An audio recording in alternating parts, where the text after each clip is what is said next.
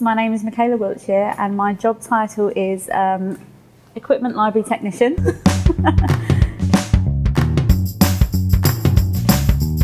Day to day, our job is to make sure that we've got enough equipment for the general hospital to use.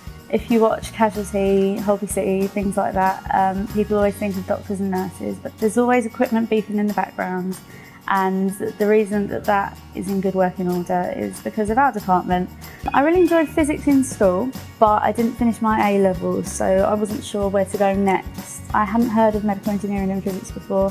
Not many people do until they're told about it, but this opportunity came up as an apprenticeship and I got into it, and it was a nice pairing of working with people, helping patients and making a difference to people's lives.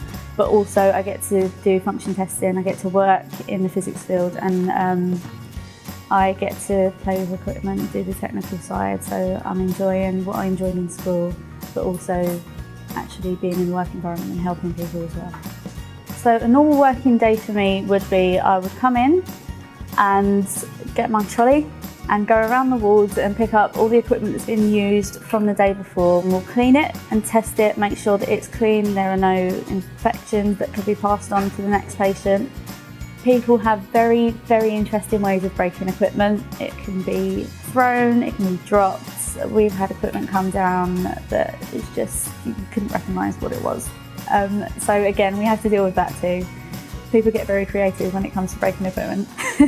If we have what we call a major incident, so something's happened in the area that means we've had a lot of patients come in at once, major disasters, traffic accidents with more than one car, we get a lot of those. Because we're a major trauma centre, everyone comes here.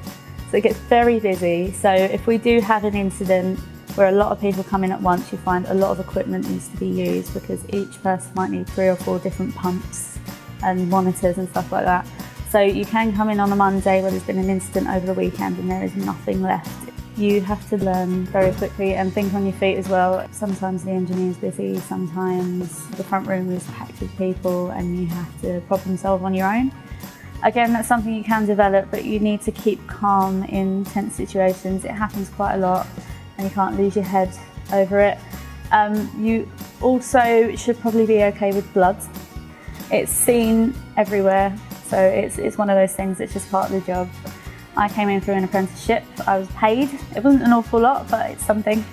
And then from there, you can just go where you want. So don't be put off if you don't want to go to university or you don't get the grades. You can start the apprenticeship from GCSE upwards and from the age of 16 upwards. So there are different routes if you look into it, and I think that's the best advice I could give. When I started my training scheme, so I did an apprenticeship to start with, I was on rotation, so I did 6 months in operating theatres. I've seen open heart surgery, brain surgery, I've seen several amputations as well. I found it really interesting. Some people might find it a little bit gross, but I thought it was really cool.